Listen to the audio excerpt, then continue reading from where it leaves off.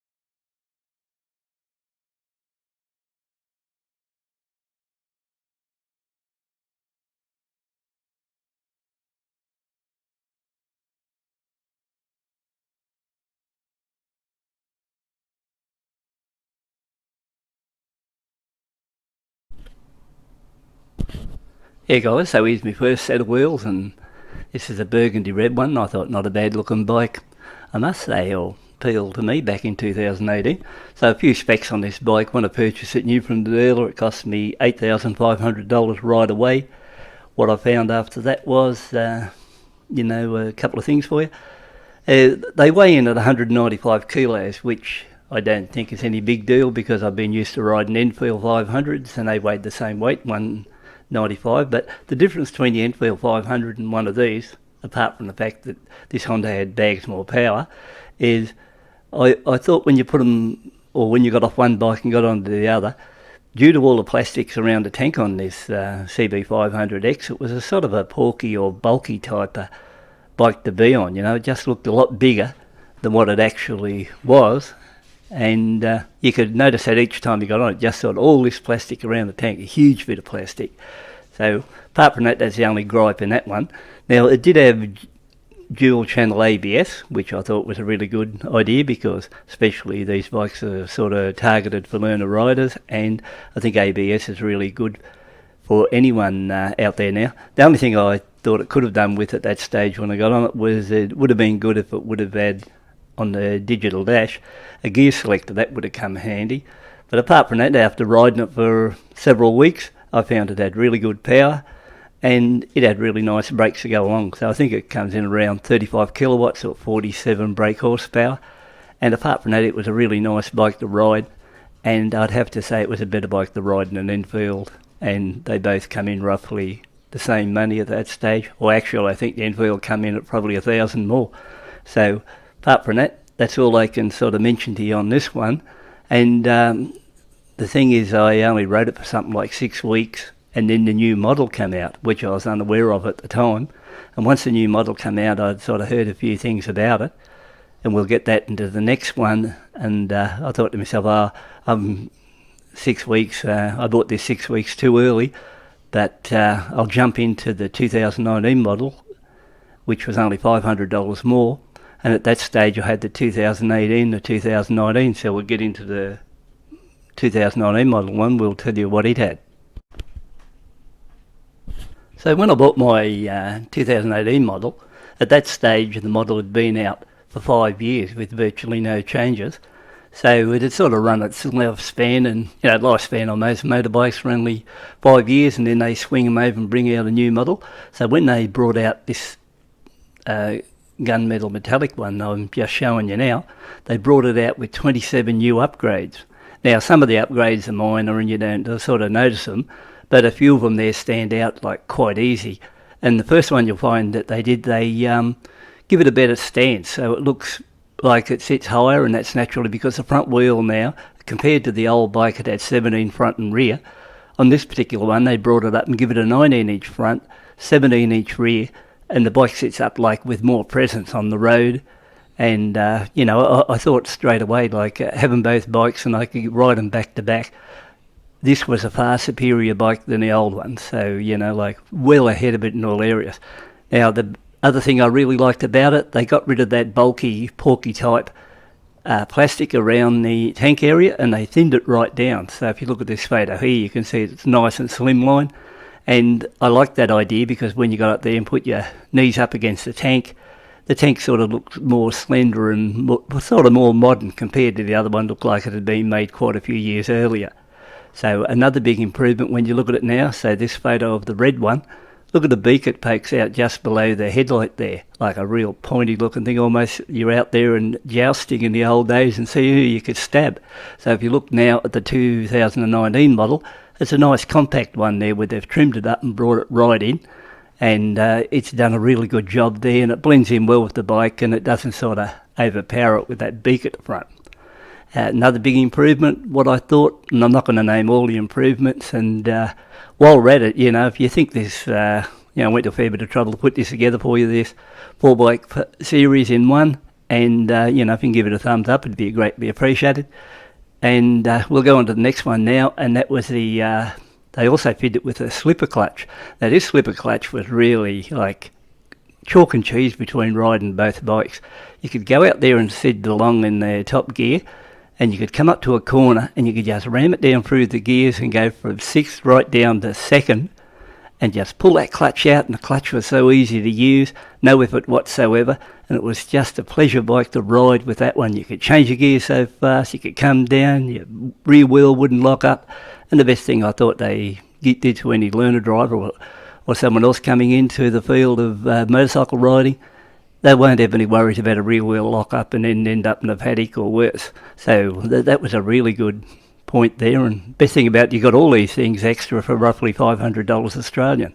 Now also for the learners when they come in, and I didn't mind it myself, they had finally put a gear indicator in there on a display, and you could tell what gear it was just by looking in, or a lot easier to find neutral rather than the light, and everything went along well in that way, and it was sort of a pleasure to get on the bike and actually ride it. So that was a good move too. So now another feature worth noting, on this one they got rid of the single outlet exhaust and fitted it with a dual outlet, one sort of larger hole and then a small one above it.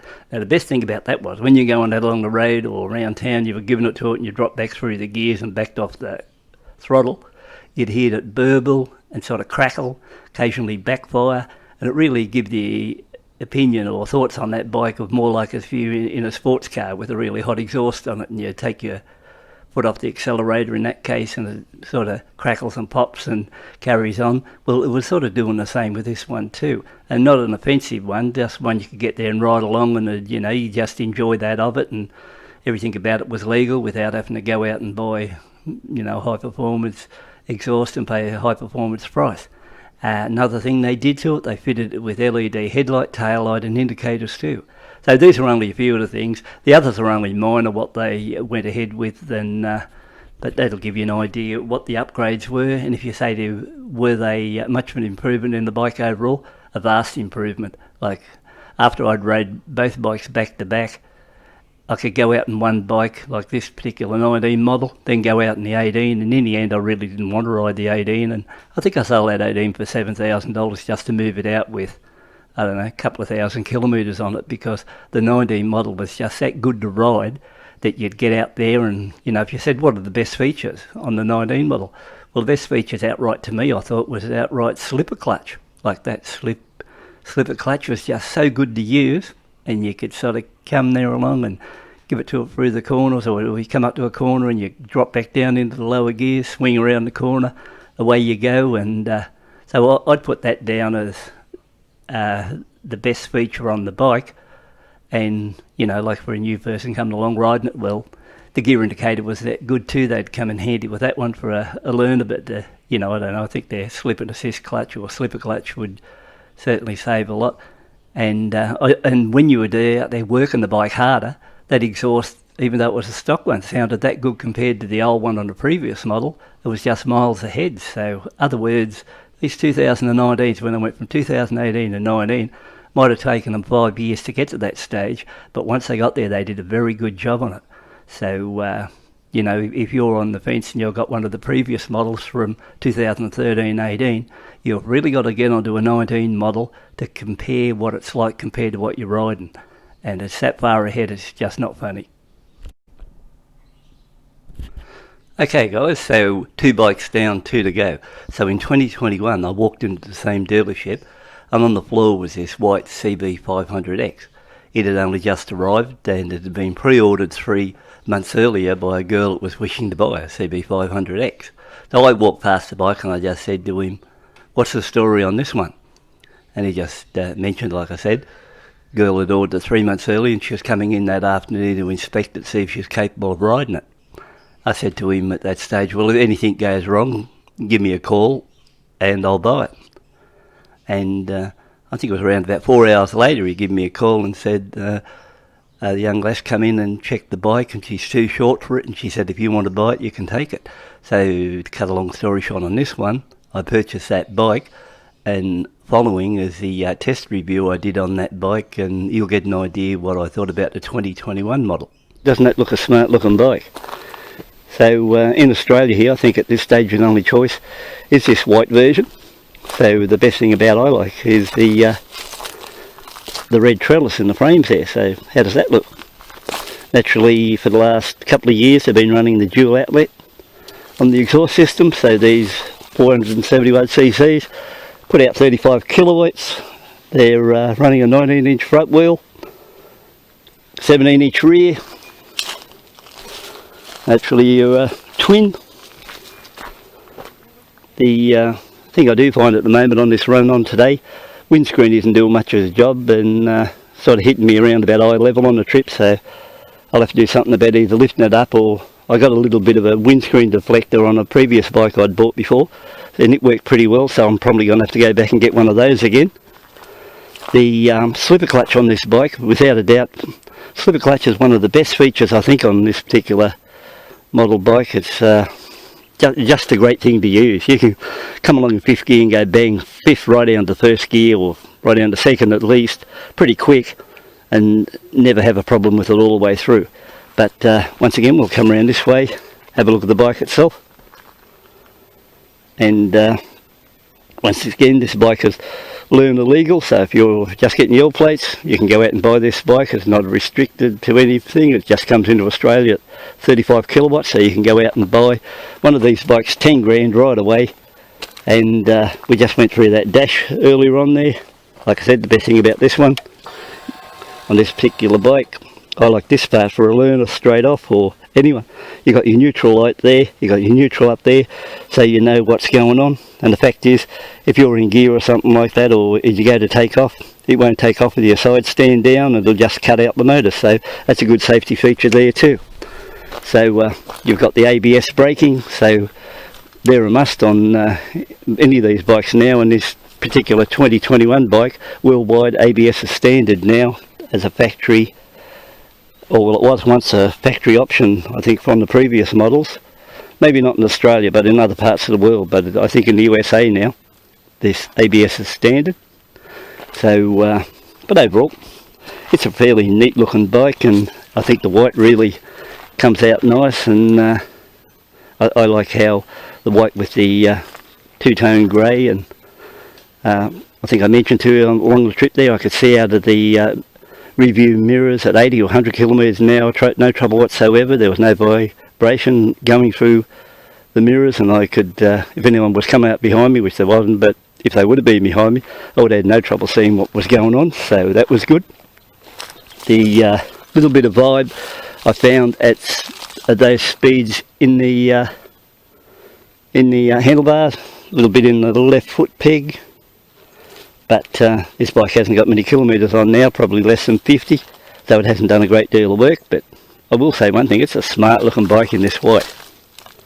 So I think Honda did a really good job bringing the white one for a change into Australia for something different, and also throwing a bit of red in that trellis frame. So I think overall, for the 10 grand you pay for one of these, you're getting a bike which is a really good bike if you want to go for a long distance touring.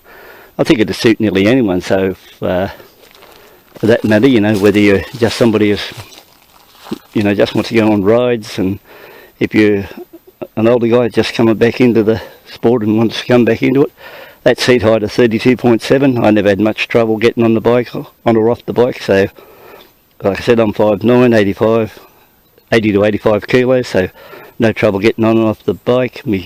I can almost flat foot it, you could say, so no drama there whatsoever. And compared to bikes I'm usually on all the time, they're up around that 30, 31, so you do notice it's a little bit higher. The handlebar position, they're a little bit wider than normal.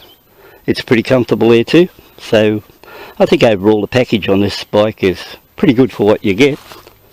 These are fairly reasonable bikes to service too, so it's not going to kill you on service costs compared to some bikes where they really know how to charge you when you go back for a service, so you'll be pretty happy in that line. So I think overall things are good in that line. And another thing to look at would be that you might not be aware of, that these bikes come factory standard with LED headlights front and rear. So you've got LED headlights, tail lights, and all indicators, so everything's LED. So keep that in mind too, and you know, you don't have to worry about old school like on some of the other bikes where they've just still got bulbs. So you're right up with modern technology on this bike. So that'll end that part of the trip. We'll go up here and run it through a little bit further along the road, and then we'll head back, and hopefully you got some good information out of this bit of a run I've taken you on the 2021 Honda CB500X.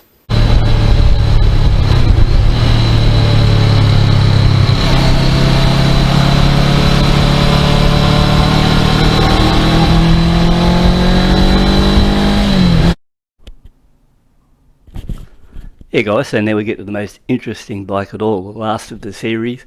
So in late 2021, I'd been watching a few YouTube clips, and they were just showing the release of the new 22 model Honda CB500X. And I was fairly interested in it because it had several good improvements over the 21 model. And the 21 model wasn't a bad bike, but they did say the 22 model was a lot better. So the most important one, what I liked, and they said they had fixed up the twitchy or snatchy throttle from all the previous Hondas, where you'd get on them and you'd back up and they'd jerk you around and stuff like that as you're riding along. It was really annoying. Like, there's nothing worse in bikes either. Those ones that are really, you know, like low fueling, and they come into a sort of like they're running lean and they're jerking and carrying on and stuff like that. Well, that was number one. They said they improved that. Number two was they'd fitted Showa upside down front forks, 41 mils to the front of it, and they reckon that improved the handling. And they also mentioned that they'd done a 5-way adjustment to the rear shock, so that was 2 improvements on the bike compared to what I had at the moment. And number 3 was that they had fitted twin front discs to it, which sort of looked pretty good on the clips I was watching, and I thought I wouldn't mind that idea myself, because the last bike I had with twin front discs was back in 73 when I bought a new Suzuki 750 GT. It had twin discs, but apart from that, I haven't had anything else like that. Plus a couple of other minor things, so bear with me. I end up putting an order in 3 months later, I think it was, had the bike, and here's my review on it out along the road on the first ride when I just put up the first 50 kilometres. Well worth watching, because it just shows you how much I thought things had improved from 21 to 22. This is the first day out on my 2022 Honda CB500X, and I've just clocked up 50 kilometres, and I thought I'd pull over and just do a quick clip on it. Tell you what, it looks pretty good sitting there too out here on the roadside, so pretty happy with that too. Look how nice this red paintwork is. Well, that really looks the part. Now, over the years I've had 4 CB500X, going from first one 18, 19, 21, and this latest one I picked up today, 22. So like I said, I put 50 Ks on it, and after coming out here, what I decided to do on my last one, I decided to ride the roughest roads I could pick on to try this bike out and just see how it goes. So this is the road I come out on. If you look back at my scooter things, this is the same road I took them on, and you know, give those ones a workout. What I can say about this CB500X, my thoughts are it's a really good bike, and I think it's possibly, well, there's no possibly, it is actually the best CB500X I've been on, and I wouldn't class it just in Australian terms as a good bike. I'd class this as a effing good bike. It is really a nice bike to ride. So there's no risk if you're on the fence and you're thinking about buying one of these. Well, one, nothing wrong with this red one, it looks all right. Green may be the favourite, but there's nothing wrong with this red. It really looks the part sitting here like this, and the best thing about the red, it looks better when you're in front of it than what it does when you look into a picture of it on the tube or anything like that. It's a lot better than what you really think it is. And that may be, you know, I found that in a lot of things, cars, bikes, anything. Sometimes something looks good on camera and you get in front of you and you say, what a heap of crap. Not this one. This is a really nice looking bike, and I'm happy in that side. Okay, well, what have I found out in 50 Ks? And I'll just swing the speedo up and you might be able to see it. There it is, 52.5 kilometres on the clock. Okay, what I found out this, the first thing I noticed, it is a little bit vibey around town and out on the road. So there is a little bit of vibe in the pegs. Other people have said there's got none, but I'm a vibe expert, so I know all about that. I've had bikes that vibrate really bad and I can pick it up really easy. So there is a little bit of vibration in the pegs and in the handlebars. I wouldn't call it threatening vibration, but it is a little bit there to be aware of. So keep that in mind. This is all on my first 50 kilometres. I don't know whether these smooth out when they get a bit longer in the tooth when you rip a few kilometres on them. They may or they may not. I also noticed for the first off that compared to the scooters I've been riding the last couple of weeks, or a few weeks, several weeks, I did notice I was a little bit sore on the shoulder here when I pulled up, because the handlebars are so wide, like so, and they're stretching my arms out a bit more when I'm riding it. So, you know, apart from that, that's about all I could tell you in that line. What I can tell you about the suspension, oh shit, this suspension is good. I mean, on this road here, bad road, later on I might put a camera on it and zoom along and show you on another clip. But instead of being bounced around all over the road, this new suspension with the 41 upside down front forks, bloody bounces over them like a trooper. I tell you, I'm really impressed with the suspension, how well.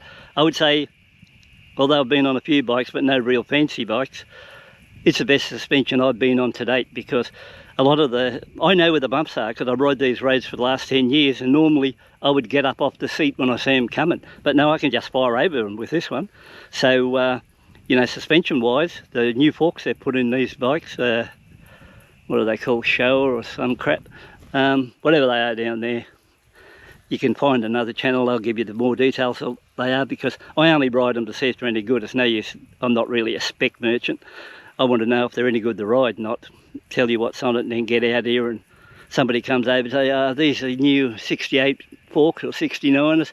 I don't really care as long as it goes all right. Now, what I can tell you, the forks, how it runs over, and it tracks well, it swings into the bends easy.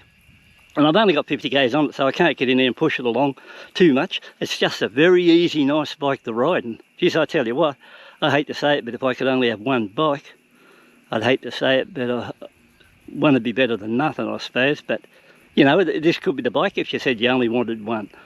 Out along the road, like I haven't had it over 100 kilometres now, because naturally I'm running it in, so I'm running between 80 and 100. Runs along at 80 and 100, just no trouble whatsoever. And I'll tell you another thing too.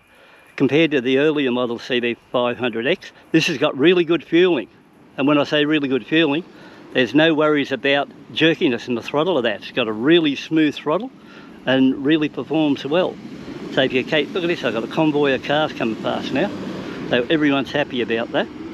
So as far as things go, yeah, it's a really nice bike in that area. Does everything right. The throttle response, butter smooth gear changer on it, really nice positive changes, really good clutch on it too. So it's got the slipper clutch, slip and assist clutch. I filled it up with petrol before I left, so we're doing an economy run while I'm running the bike in, and the whole 17.5 litres of gas in the tank. Front brakes, even though it's got double discs, at the moment I find they're a little bit on the spongy side, but what I did find with the Grom and also the Forza 350 scooter, after you get out there and run them a few times and apply the brakes, they sort of bed in nicely, and after that they're pretty good. It's a nice comfortable ride on the bike too, so there's no trouble there. You know, when you're sitting on 100, like I got off this after 50 k's, never had a sore wreck, never had a sore rear end or anything like that.